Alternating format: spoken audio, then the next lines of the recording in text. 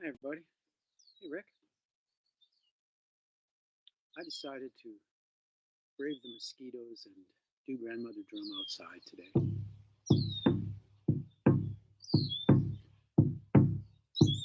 Grandmother Drum kind of likes being outside. I kind of like being outside.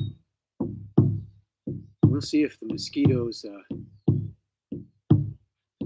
mosquitoes will cooperate tonight. Maybe it'll be an epic battle. We got mosquitoes buzzing around. You might hear some lawn equipment running. What else could go wrong? Or right, as it were.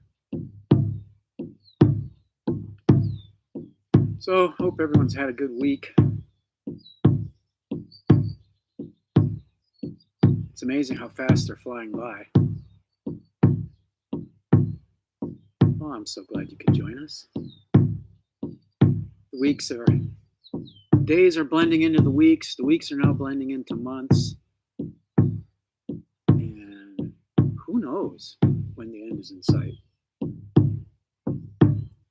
just hope you're kind of hanging on to yourself, to the good parts of yourself.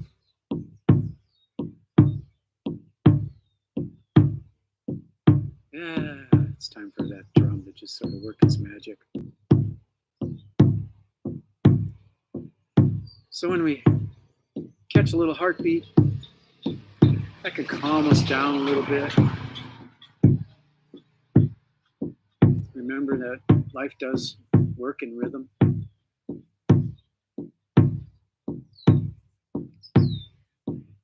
Do all have that one thing in common, a beating heart.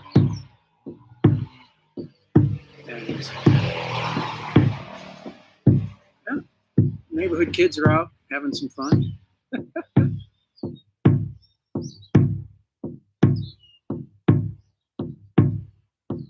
But that beating heart is struggling in some places. And so I'm just taking a minute, especially to think about my friends and kind of adopted family down in Navajo land, or Denetwa, as they say. I know it's a struggle down there. Medicine isn't as easy to come by. They don't have the water. What you and I take for granted, like being able to wash our hands, is an ordeal down there. And in the years of going down there and spending time in people's homes and seeing how far water has to be carried and what kind of work it is to bring water into the homes, especially the most remote ones, you might want to take a moment and think about why it is that they don't have water. And in a lot of places, the reason they don't have water is that the aquifer has been drained as part of the coal mining operation, which is why so many folks faced forced relocation down there. So decisions that we make often have ramifications and often affect people in ways we could have never imagined, in ways that we would have never thought of when we were doing this. Sometimes those things could turn out to be good, but oftentimes they turn out to be a negative effect. I don't know if people would have been as excited about burning coal in their house if they would have known that that was eventually going to lead to the level of environmental degradation and racism, and now additional sickness. So, holding the folks down there in my heart tonight. And I hope you got a little space for them too. And I hope you have a little space for the disadvantaged people all around you, wherever you are. It's times like these when their disadvantage shows up in even greater ways. So I hope you're holding and thinking about someone who's disadvantaged. And maybe you just have a neighbor who could use a boost. Maybe you have a relative who needs a phone call.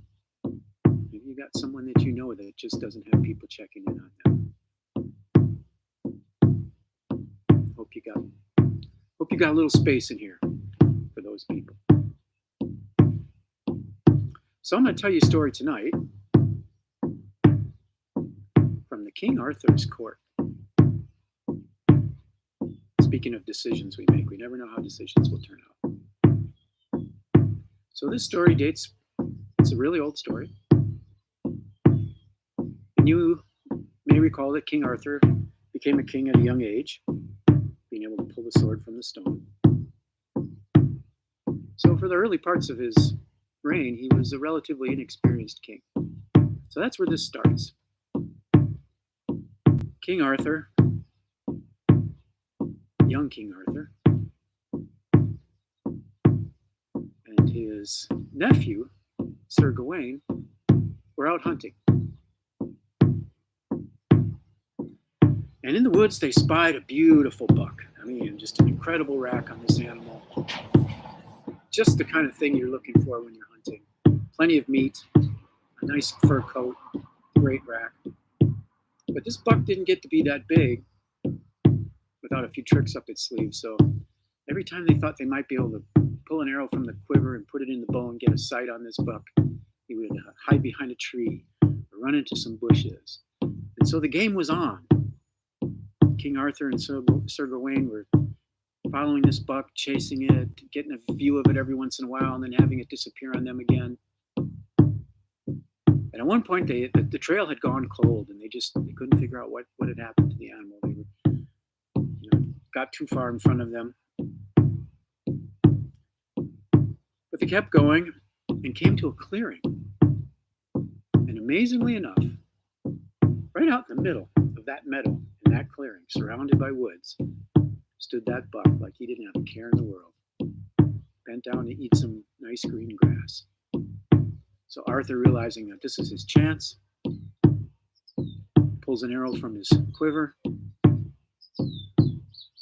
fits it in the bow, pulls that bowstring back, lets it fly, bam!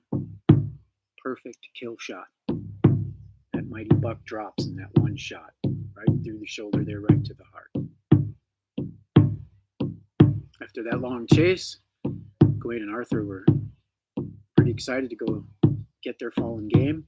They go out into the middle of the meadow, and just as they get close to the animal, a great big ogre comes from the other side of the meadow, stomping, bam, bam, bam, bam, into the middle of the meadow, and looks at King Arthur and says, "You have trespassed on my land. And not only have you trespassed on my land, but you have killed one of my deer.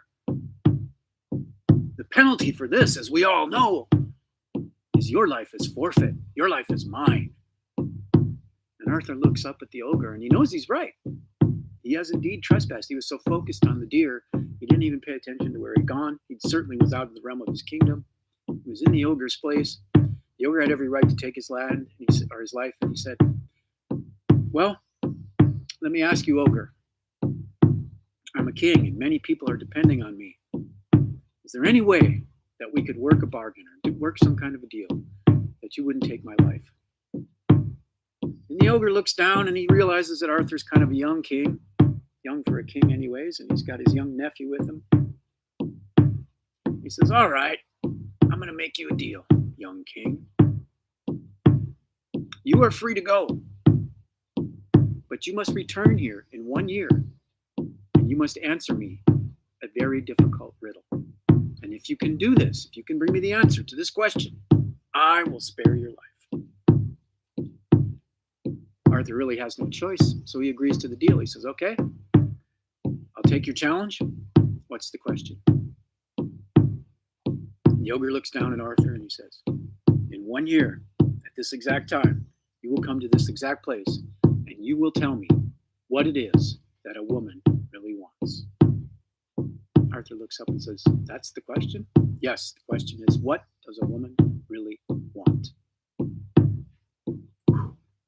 Arthur's perplexed. He knows this is way more difficult than it seems. And he and Sir Gawain turn around, walk back into the woods, find their horses, and ride back to the castle. Sir Gawain says to Arthur, "We can do this. We'll just spend the rest of the time until next year. We'll go out. We'll ask every person we see What does a woman want? Certainly we're going to get the right answer eventually. So, day after day, in between all his other kingly duties, Arthur and Gawain are out asking people, what does a woman really want? Now, I know this seems a little sexist. Don't worry, it has a good end. Well, some people think it's a material question. And so they give answers like, well, diamonds are a girl's best friend, or she wants really nice jewelry, or very fine clothes, or really good shoes. A woman wants a beautiful house. One wants a fine carriage and a really nice horse. And Arthur's like, no, none of these are the right answer. Well, the woman wants,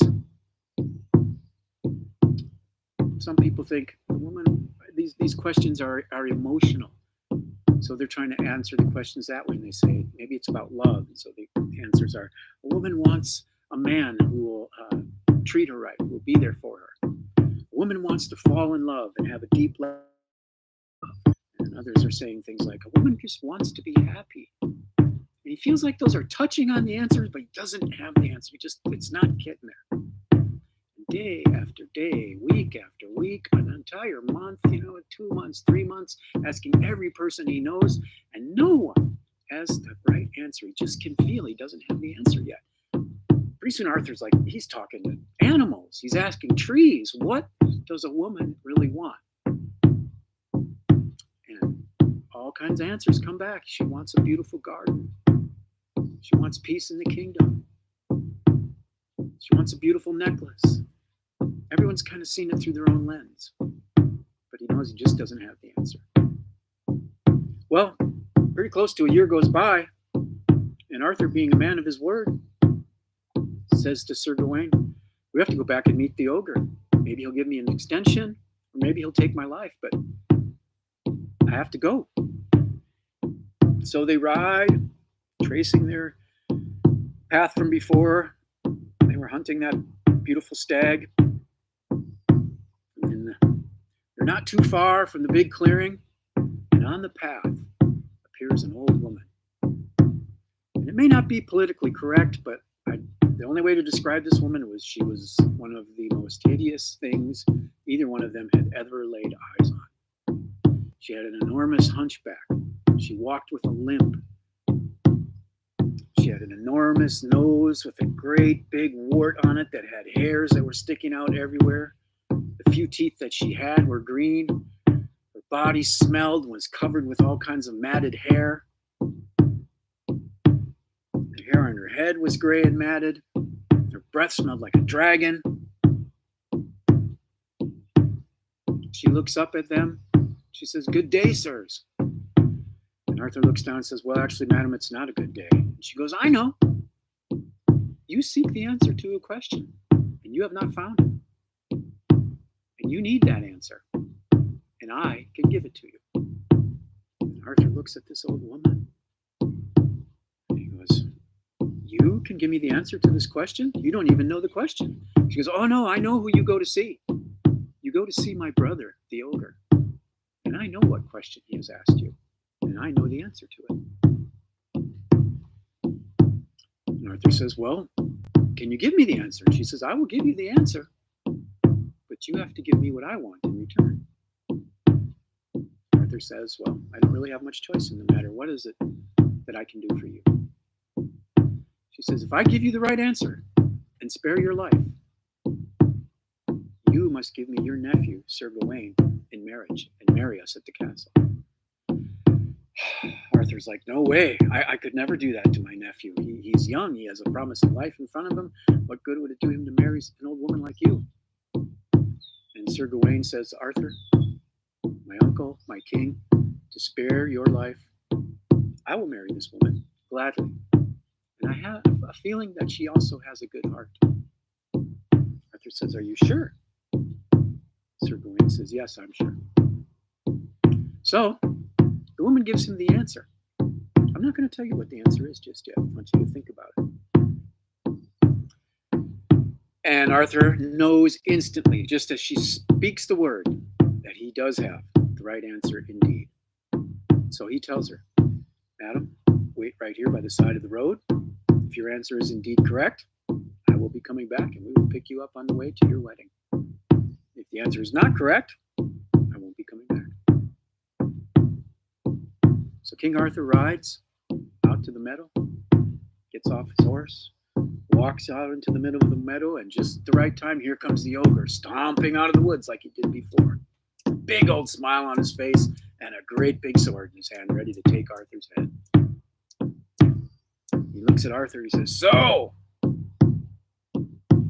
you have the answer to my question?" And Arthur looks up and speaks the one word that the ogre's sister has given him. And the ogre, "Ah! You must have met my sister. Oh, that witch. I'm going to tell you right now, she's cursed for life. But she has indeed given you the right answer. Your life is spared." Arthur turns around, looks at Sir Gawain, says, "Well, my life is spared. Now it's time for your wedding."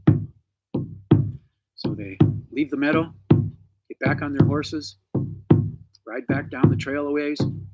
There they find the woman who gave them the answer. She climbs on the back of Sir Gawain's horse, and they ride back to the castle. King Arthur makes an announcement the next day that his nephew will be married. The following day, the kingdom is excited. They prepare for a royal wedding. Everyone comes out to see it. Arthur is in front of everyone, as the king. He gets to perform the ceremony. And out comes Sir Gawain, and out comes from the other side his bride, covered in a veil. But people notice right away that she has a hunchback and that she seems to be quite a bit older than him just by her posture and her build. When Arthur finishes his part of the ceremony and says, "You may now kiss the bride," she lifts up that veil, and the gasp goes through the crowd to see what this woman actually looks like. But Gawain, a man of his word, reaches over and kisses her. And instantly, there's an incredible transformation, and she turns into the most beautiful, perfectly paired woman that he could imagine. He couldn't imagine anyone more beautiful, with a heart shining like this, in any dream. And so now, Sir Gawain is pretty excited about this decision he's made. So the happy couple goes off to the bedroom chambers. They're ready to consummate their marriage. And his beautiful bride looks at him and says, "Sir Gawain, I have to tell you, I can't stay beautiful like this all the time. I am cursed. And here is your choice. You can have me beautiful in the daytime. When you're out in public with me, everyone will see you with your beautiful bride. But at night, I will be as you have seen me before. Or you can have me beautiful at night when we're alone and intimate. But in the daytime, I will look as you have seen me before." Sir Gawain steps back for a moment, and he looks at her, and he says, "No, this is your choice to make. You decide."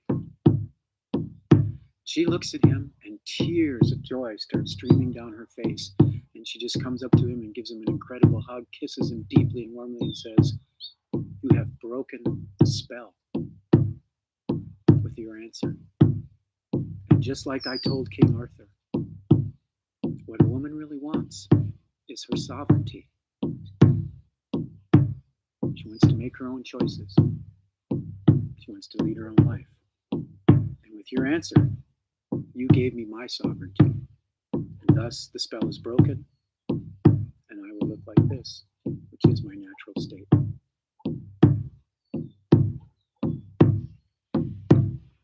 So I started out, and that's the story of King Arthur and Sir Gawain in the woods.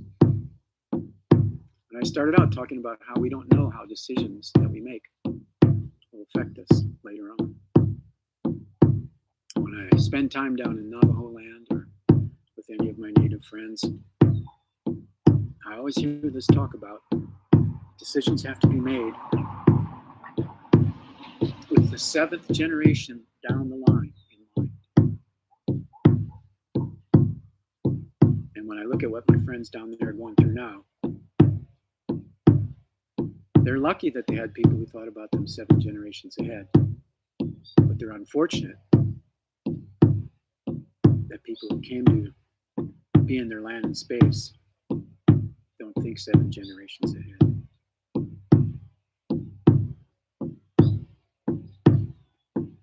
So,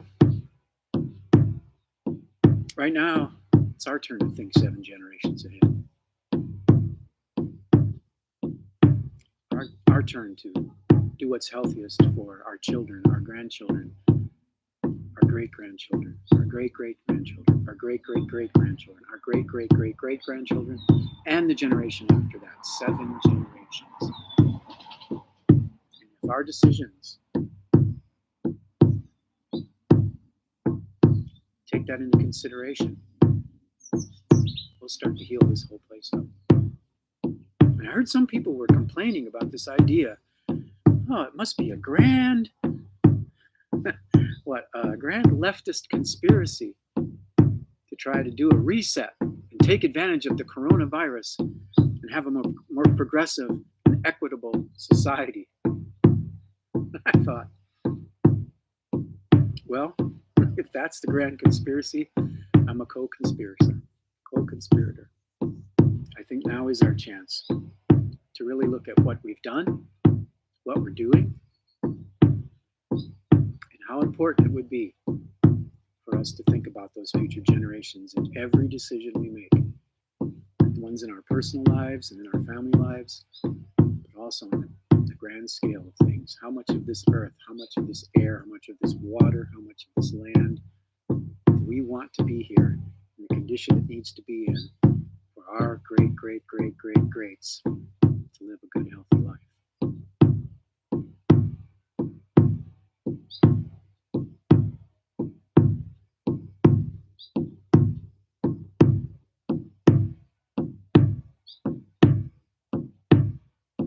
That heartbeat goes from generation to generation to generation. If we could just remember that,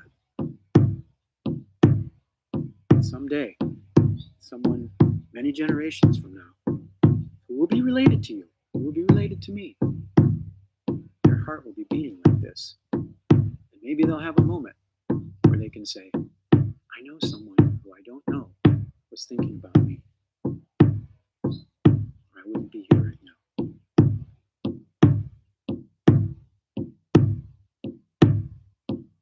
Now they tell me what do they call it? Day of Great Giving. It's coming up. A day where they want to remind everyone to give out to nonprofit organizations. So, again, I'm lucky I don't have to ask you for tips or Venmo or any of that thing as a performance artist. But I would like to ask you to think about my friends down on the reservation. There's the Navajo Hopi COVID response. You can find that on Facebook. Or consider Blue Mountain Community Radio, kqbm.org. Or Resiliency Village, resiliencyvillage.org. Working to help our unsheltered brothers and sisters, especially in this time of COVID. So yeah, I got causes. Maybe you'll think about those. And Tim, yeah, if this is inspiring you to play more drum, I'm all for it. Because someone 7 generations from now is going to say, I'm glad my great grandpa Tim played some more drums.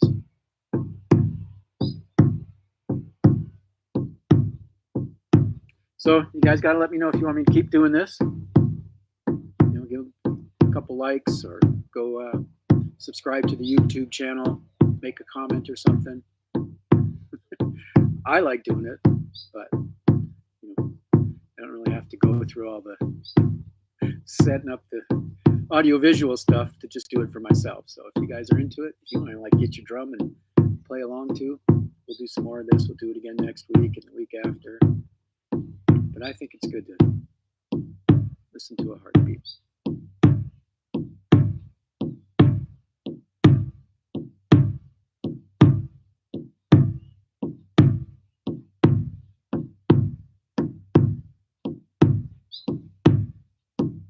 So there you go.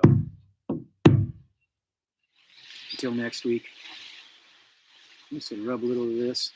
It's right here on my heart, right here to yours. Peace.